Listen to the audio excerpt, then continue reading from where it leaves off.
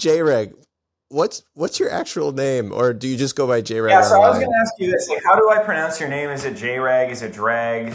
Is it John? Is it Jeremy Reginald? Is it John Regalado? So we've I don't got know. we've got a little bit of like a cosmic connection. So I'm John Regalado, Hmm. and then you're JREG. But a lot of times, like in my emails and profiles, I just go by J Regalado. So Interesting. Yeah. Okay. Well, this is the first time. I've met other Gregs before, but I've never met another Dreg. So this is really why I agreed to do this. I think there's something very important here that I'm trying to get to the bottom of.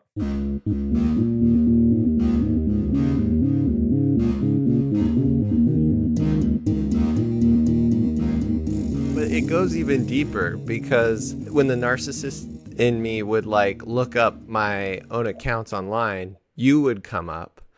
And I was like, wait, who's this guy who's basically got the exact same kind of abbreviated name as me? And then I saw that you were Yeah. doing political like mapping. Mm, And I was working at Jubilee and I was like doing these like formats with people. I mm. was like, this is bizarrely You JREGs involved in metapolitics? What yeah, a fucking metapolitics, disaster, yes. nightmare. So I I don't really have an audience, but let's assume one day I do Mhm. for these conversations. I'm getting in on the ground floor. Us JREGs have to support one another. Yes, All yes. right?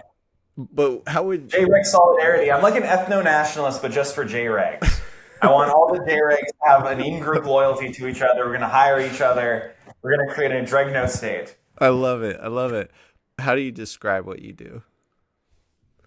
Oh, I let the other people describe what I do. So what I would normally do is I would turn to someone and I would say, how would you describe what I do? I think you're a YouTuber political scientist, but you've got kind of a gonzo journalist quality to you. Do you think that's fair?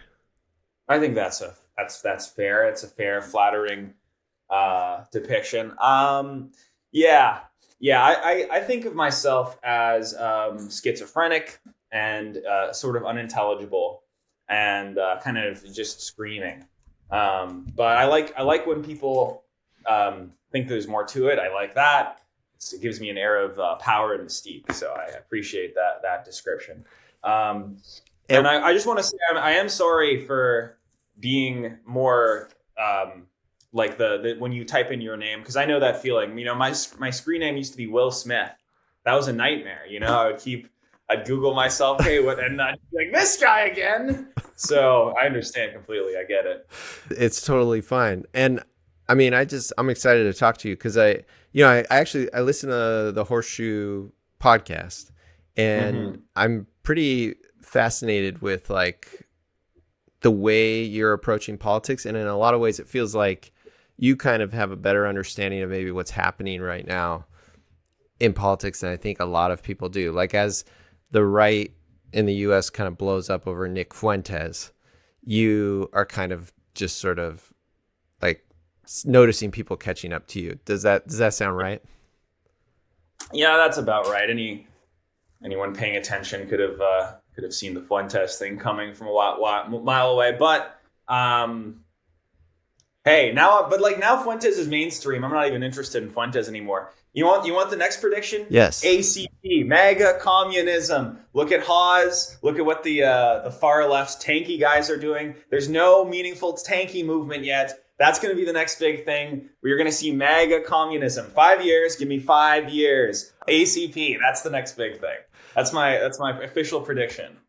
And I think that makes sense because we're already seeing kind of MAGA start to fragment with like Marjorie Taylor Greene. But I guess what do you think is something that like a normie or like somebody who's just is looking at politics in kind of an early 2000s sort of way, or who works in DC and is very buttoned up, what do you think they just fundamentally don't get about the political climate right now? I think that these people are. I don't think there's anything. I think 5 years ago, in 2020, if you asked me that question, there would have been a role for someone like me to come on and say, you guys need to pay more attention to what's happening online and in youth circles and what the young people care about. because this is going to start infiltrating reality. And now, if you ask me this 5 years later, I'm going to say that reality has been infiltrated. The bridge between worlds has completely been annihilated. There's no differentiation between flesh space and the online world anymore. There's no advice, that like these people are going to retire and die, and they're going to be replaced by people who are forged by the internet. Mm-hmm. And so I don't have any advice. I don't think there's a 60-year-old who hasn't heard that, like, I should listen more to the young people, what they want. They're not listening to the two JREGs talk, unfortunately. So yeah, that's fair. I noticed that you kind of have a thing against centrists, but you also kind of operate as one. Do you struggle with that contradiction? Because you're so open to hearing pretty extreme views in all directions. And like one of your recent Horseshoe podcasts was like a debate. It was like a chud and kind of like a far left guy. And I wouldn't describe him as far left. Well, he calls himself left analysis, but the more I listened to that guy, the more I was like, this is just a libertarian. He's like, I'm the leftist Nick Fuentes. I'm like, maybe you're just like the right wing Nick Fuentes. You're just like the libertarian Nick Fuentes. He's like a neoliberal. He's more of a status quo centrist. Yeah. But he's like one of these interesting guys. I think I've warmed up over the last few years to certain kinds of centrism. So I'll give you some examples. There's some radical centrist policy proposals. There's three that come to mind that I'm sympathetic to, which are very extreme actions, but they can function within a liberal democratic context. One of them is Georgism. This is a very interesting way of, looking at land. One of them is universal basic income, which is a very interesting way of looking at how to make an economy that doesn't start from zero and how to keep things working without some sort of societal collapse or revolution. And then there's a third radical, probably like e-democracy or something, being able to like revolutionize the way people vote or, on their, pay taxes and stuff like that and have more of an active say. These are all radical centrist proposals that don't require communist revolution. I've warmed up to this idea that there are some of these like status quo people that I like a little bit, who are more interested in like reforming liberalism and like, liberalism used to be this exciting, cool thing. And now it's something we take for granted and everyone's against. So, my heart still lies with the wacky radicals ultimately. Mm-hmm. And I don't think that me liking Fuentes and Hassan, my favorite streamers are unironically Fuentes and Vaush right now. Yes. So, I don't think that makes me a centrist. I think that liking the two different extremes, it doesn't balance out. And I don't think it makes me operate as a centrist. It does make me operate in a metapolitical sphere, though. What do you like about them, though? Because I think that's actually interesting, because I think at a glance people would say that their ideologies are in conflict, or actually their moral frameworks are in conflict. But what do you enjoy about like listening to them? Well, I think their moral frames are probably in conflict. I think Fuentes is funny, and he's also a white supremacist fascist. It was weird. Funny. It was weird to me when he pivoted to the like sort of late show aesthetic. Like that is like working for him quite well.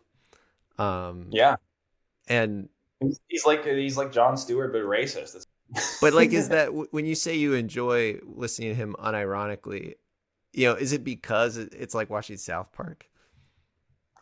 No, it's because I agree with his takes on race and IQ. And as a mixed race man myself, I'm a progressive race realist, so I agree with like the race realism stuff, but I side with the lower IQ races because the higher IQ races made AI. They made clankers. The higher IQ races thought, I'm going to plant this seed in the ground and then I'm going to go and make a city. Guess what the fuck happened then? Now we're talking on a MacBook Pro. Fuck this shit. I hate it. I hate modern society. I would much rather side with the 80 IQ races. So that's where me and Fuentes disagree. And then Vaush. Vaush has went on this like Fortress arc thing recently where he doesn't get into stupid e-drama. He sort of stays in his lane and is just kind of articulate and funny and like just good salient political analysis. And look, Fuentes is a neo-Nazi and a gay guy, probably. Maybe asexual, I don't know.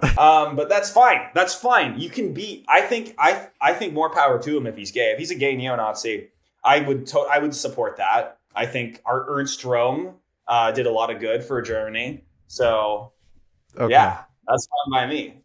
Okay, and then you must care about where the political climate is going. Yeah, I do. Where do you want it to go? And you can't really see because the Office Space background is eating. I can see enough. But why do you think that's good? Because the status quo is fetid and it's decaying and nobody likes it. And the sort of will of the people, the populist will of the people, whether the people are right or wrong. In some ways, I'm really pro democracy because I want the people to get what they want, and none of my people. I'm a Zoomer nationalist, and not in the sense of like nation. I want all the Zoomers to get together and their will to be enacted. And the Zoomers don't believe in democracy. They're the generation that believes in democracy the least. The leftists think it's controlled by corporate interests. The right-wingers think it's controlled by the Jews now. I mean, that's kind of the new thing. So, hey, I think maybe just like give them what they want and destroy liberal democracy and see what happens. Hey, yeah, maybe we get something better. Or maybe the threats to liberal democracy from the left and the right will force liberal democracy to reform into something that actually works for people with like AI regulations and universal basic income and better rules, systems, laws, governance. I don't think that'll happen, though. I think they'll all die, and we'll get something new. So, like, kind of just like the excitement of seeing it burn down. I'm not excited. I'm terrified. It's not going to go well for me. I'm going to be like, fuck. I'm gonna look outside as soon as the revolution happens. I'm like, fuck. No, they weren't supposed to actually do this. I was doing this because there was a market incentive on the internet to talk about this stuff. It got a lot of views on my YouTube channel. I was a struggling artist and I talked about this stuff. And then I got a bunch of views on my YouTube channel. And now they're fucking doing it. Is that Jeff Bezos' head on the ground? Shit. Fuck. Oh no. That's what I'll be like probably. Yeah. Some French Revolution kind of vibes. Yeah. You were kind of a creative and you found your way onto YouTube and were surprised by sort of the audience that you found. I was just trying all kinds of things, and when you're an artist and you're trying to figure out what's going to get the views on the internet, you try a million different things. That was the thing that worked, so it stuck. And then my brain got further and further poisoned by this mind virus of politics. What's also funny is I think I learned about the term irony poisoning from you, but you are such an ironic a presence. And so, yeah, there's a lot of like duality in your approach. Yeah. I don't know. I when I'm saying things, I'm not thinking this is a good irony right now. I'm more thinking like this is pretty much what I believe when I say it. That's just because I'm schizotypal. I mean, I'm just a mentally ill man. You ever see the Joker? I'm a lot like that guy. Yeah. Yeah. What's the best version of the Joker? I wish there was a sort of a version of Jared Leto's Joker mixed with the Joaquin Phoenix Joker, where he has like anxiety written on his forehead, and he's like, I've been sad my whole life. Yaha! Aha! I never saw the Jared Leto one except in the trailer, so I've never seen the Jared Leto one. But I pick up the vibe. It's the same reason I don't read any books on politics. I just pick up the vibe. You've never read a book on politics? No. How do you learn about politics? Just through the internet? Yeah, that's how everyone learns about politics. No one actually reads books. See, this is sort of the problem is people think there's someone out there reading a book. No one cares. Reading a book just slows you down. You gotta just pause it wildly. That's what the people want. Yeah. Or sometimes you can watch a video essay, but even that's slowing me down too much. Okay, I'm gonna just keep coming at you with sincere questions, and you can fuck with me however you want. it kind of feels like you've created a character or like almost like an embodiment of the political reality, like the internet political reality, which is like hyperpolarization, this kind of schizo political mindset. Yeah. But that in and of itself, I feel like demonstrates a pretty astute, like you have an astute ability to kind of read what's happening. So I guess I'm just curious, like if you have larger political ambitions, or if anyone's ever reached out to you to try and help, with their own political goals. I've reached out to people to help with their political goals. And I guess that would imply that there's a sort of political, future I'm working towards. But then I reached out to a UBI guy I'm going to do a podcast on UBI in Canada. I think that's one of those few ideas that I would, sincerely support if it was ever passed in one way or another. And I canvassed for the far left in New York City, kind of vaguely illegally. Jamal Bowman, I tried to get him to win because I was trying to defeat Zog. I ran for mayor, but I would never do that again. Next, if there was a mayoral candidate that I wanted to support, I would just make propaganda for them, because that's actually a way of like making your political will. Where'd you try to run for mayor? Oh, I ran for my hometown of Ottawa on an Coexist platform, where I wanted to remove Ottawa from the rest of Canada. I think some things could be done better. Do people give you shit for like being so involved with American politics, or because you're in Canada? I don't know what you're talking. We are American. We just haven't been annexed yet. You guys haven't raked us in. The day of the rake is coming, and you guys are going to annex us. And I'm just sort of like, I'm just ahead of the bell curve there. What do you want to ask me? Yeah. Okay. I've got plenty of questions for you. Go for it. Okay. Well, so first of all, how do you think the phrase, so the four letters JREG, how do you think that should be pronounced? I think JREG. JREG. Okay. Because like, I'll give you a tier list. All right. So like, here's the most common ways I hear it. It's either JREG or DREG, or UREG, garage, giraffe. No, it's mostly just JREG or DREG. And I actually prefer, because when I say it in my mind, I go DREG. But I'm okay with JREG too. I think JREG's fine. How'd you come up with it? Well, my name is Greg. Okay. And so one day I had a burst of inspiration where I had to change the name of one of my channels. And I put a J instead of a G. And that was it.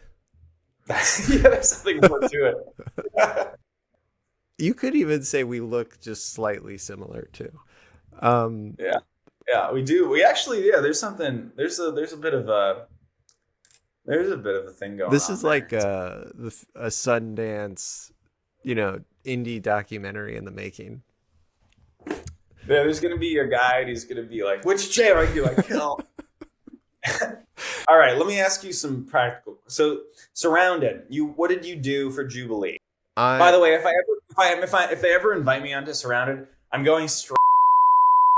And it's all a hilarious joke, and everyone's gonna laugh. They're gonna laugh. They're gonna say, "Dreg, that was a funny joke, and that wasn't a threat."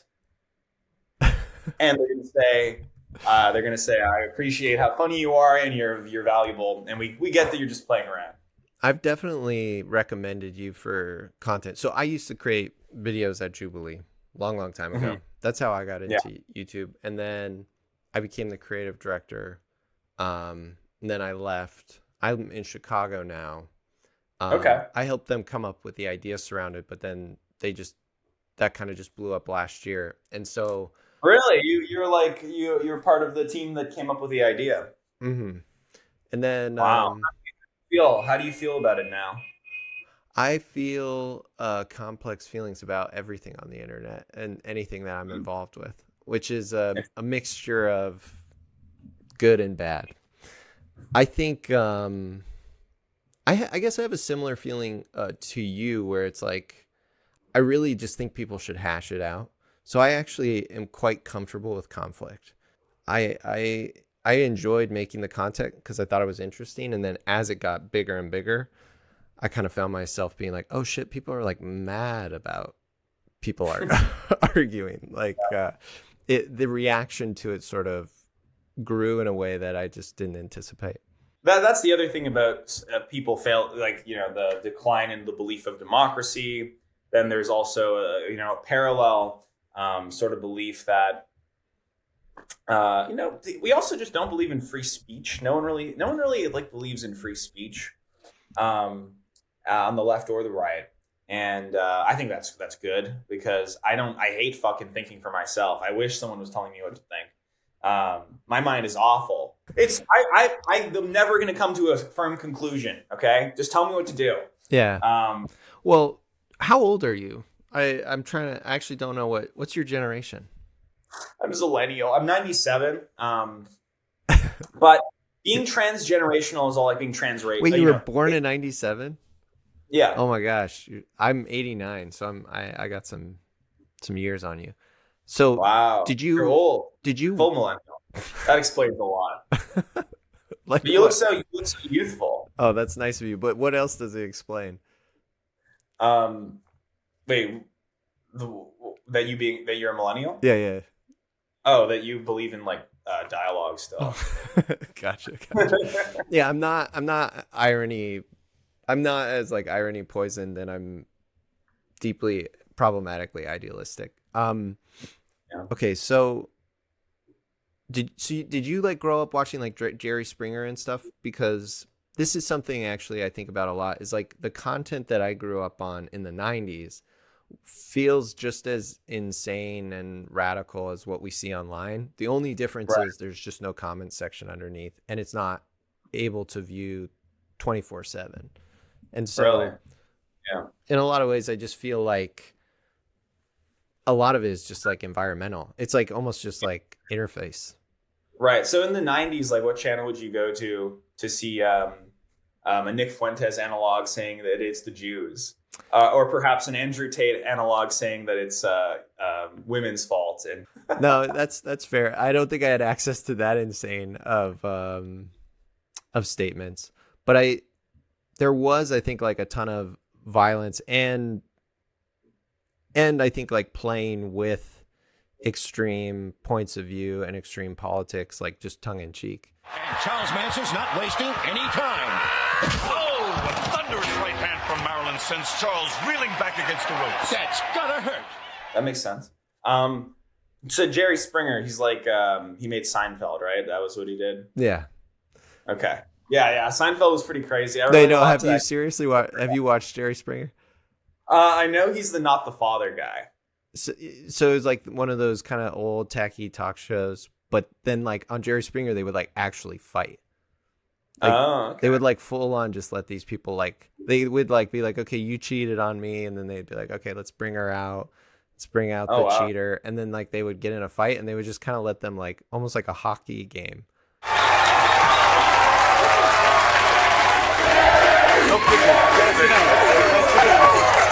And then the crowd would cheer like Jerry, like as these people are like full on fighting.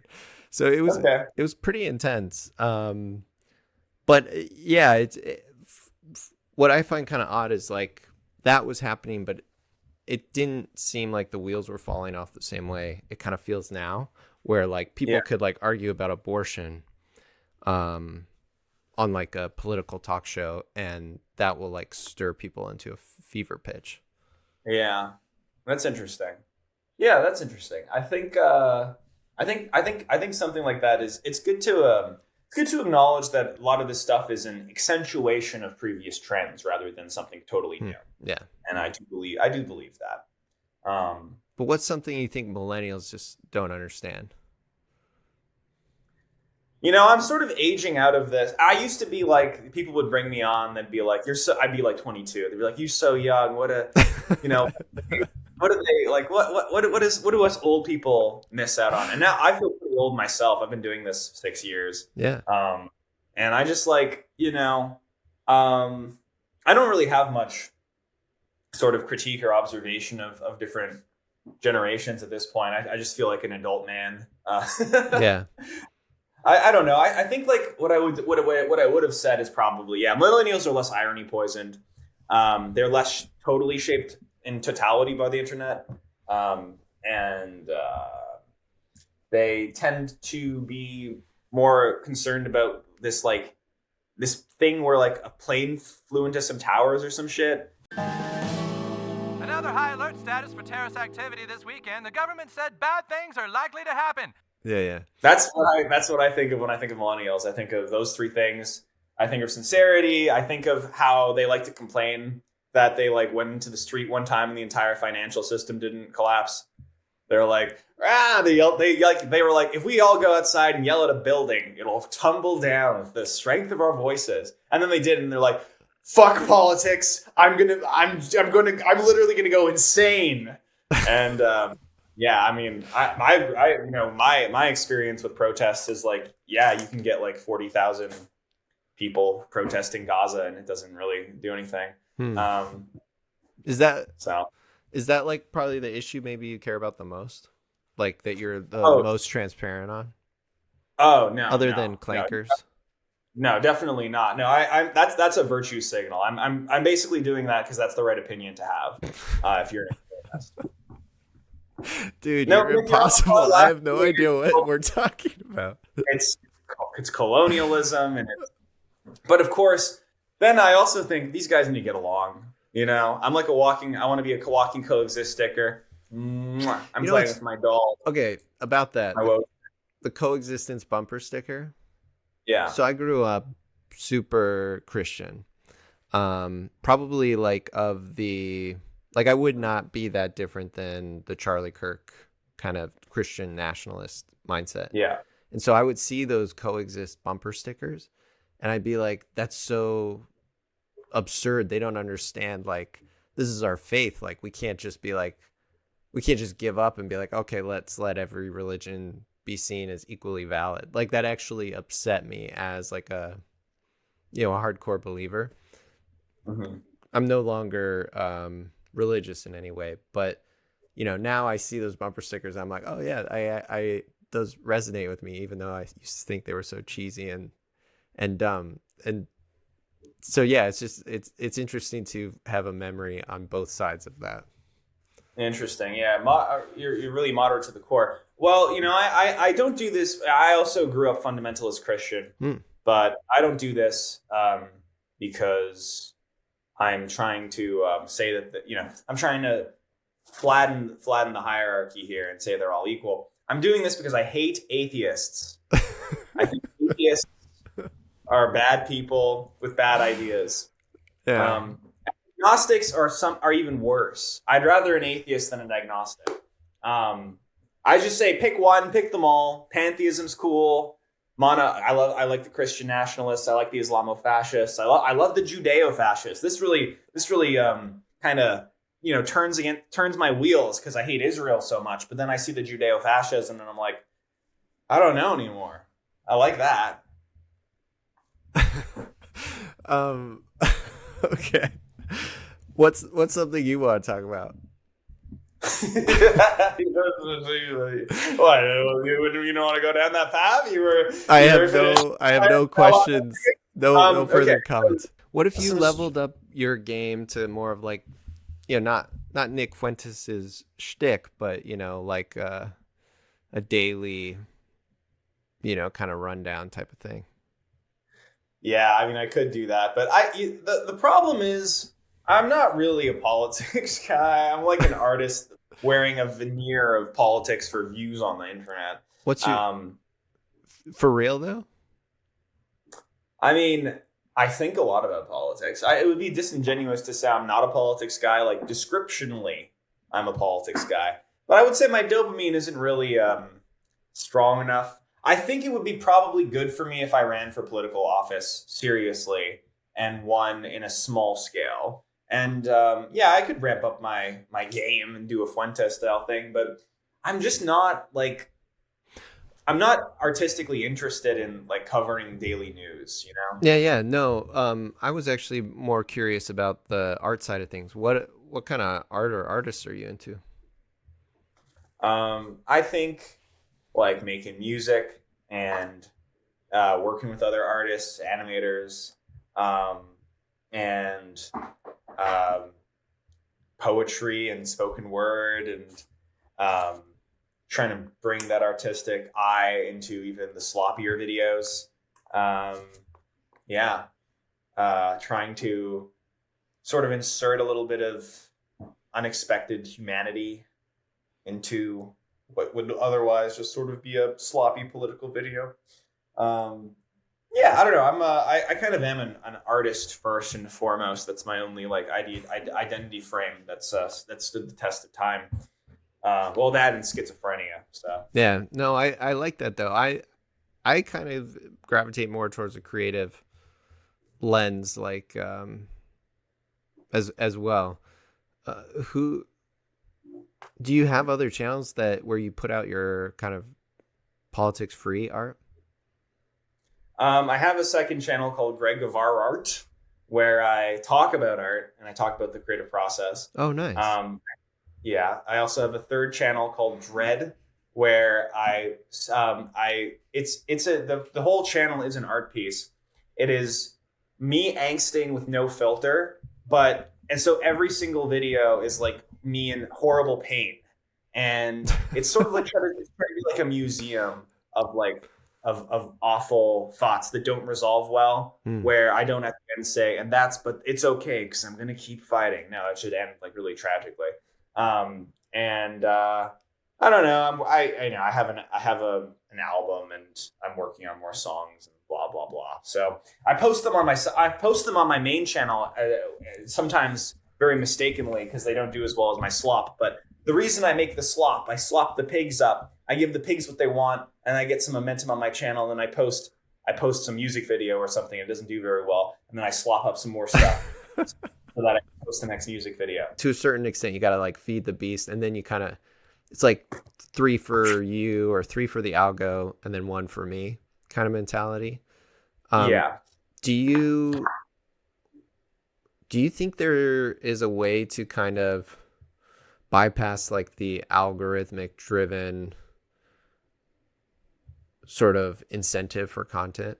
Because I've had a different but similar feeling where it's like, you know, and even at Jubilee, it felt this way. Like the invisible hand in creation is the algorithm. And so you make a lot of creative decisions yourself, but so many decisions are also made, you know, just being like, okay, well, we got to pay people. And it accumulates over time. And so, you know, all those incremental nudges from the algo, it's kind of like, in a way, the algorithm has sort of hijacked a lot of our creative drives. But do you think there's a way around that, and it's just kind of like a temporary thing? Do you feel that sense of conflict? No, there's no conflict. There's no way around it. But do you? That's inevitable. It is. But then that's it. That's all you're gonna give me. There's a tension with every artist. How much are you doing it for other people versus how much are you doing it for yourself? And the other people is represented by this algorithm. Clearly, you've had ideas that have been very salient to the algorithm that have like blown up now. And it's something we all wrestle with.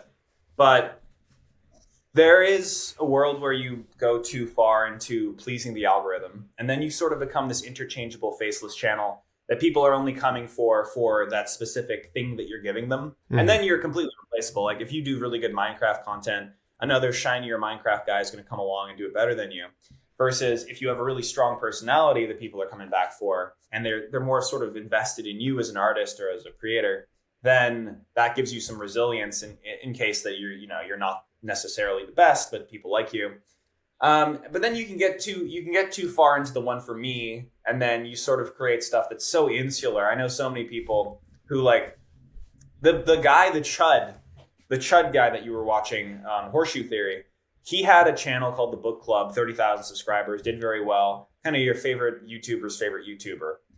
He was one of my favorite YouTubers. But his stuff became so insular and insane, like, as he went on, because he just kept alienating his audience over and over again. Now, this is kind of a based Giga Chad thing to do in a lot of ways.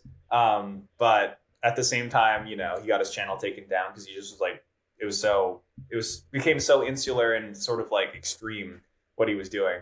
And so that's like the other side of it. So, you know, maybe there's a centrism here. You like centrism. Yeah. A centrism for, you know, balancing kind of one for me, one for you kind of thing. What are you going to do? What's your one for them? Is this a one for them? I'm literally so early on. I don't have one. I think maybe I did like one video essay that took off. That was about Jon Stewart and Tucker Carlson. And that took me so long to edit. That might be them, but I just like can't physically do that all the time. Interesting. No, yeah, you should watch it if you haven't watched it. But that's kind of my thing. I like the hyper montage kind of thing. Okay. Yeah. All right. You know what? I'm subscribed. Wait, your website's Regalado? No! You know what? I hope you get so successful. I try Googling my name and you come up.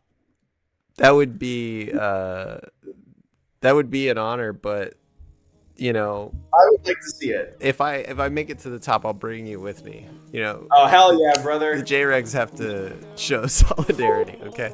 Hey, JREG solidarity. Yeah. Yeah.